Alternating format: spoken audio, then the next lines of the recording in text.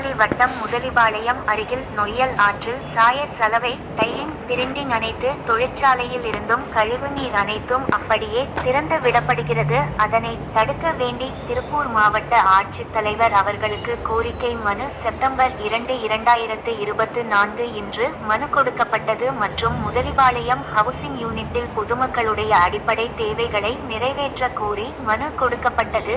இந்த நிகழ்வில் ஜனநாயக மக்கள் கழகம் நிறுவன தலைவர் அசோக் கண்ணன் அவர்களும் திருப்பூர் மாவட்ட தலைவர் ஆர்.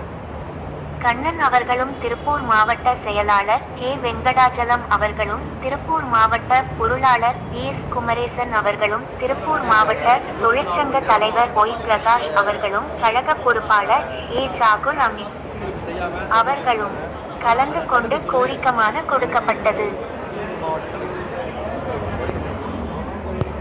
தண்ணீர் குடிக்கிறதுனால பொதுமக்கள் கால்நடைகள் விவசாயத்துக்கு ஏகப்பட்ட பாதிப்பு ஏற்படக்கூடிய சூழ்நிலை உருவாகிறது. உடனடியாக சாய தண்ணியை தடுத்து நிறுத்தி சுத்திகரிப்பு நிலையத்துக்கு பயன்படுத்தி சுத்திகரிப்பு நிலையத்தோடு சுத்தமான தண்ணீரை நாமக்கல் திருப்பூர் மாவட்ட ஆட்சித்தலைவர் கேட்டுக்கொள்கிறோம். தமிழக முதல்வர் அவர்கள்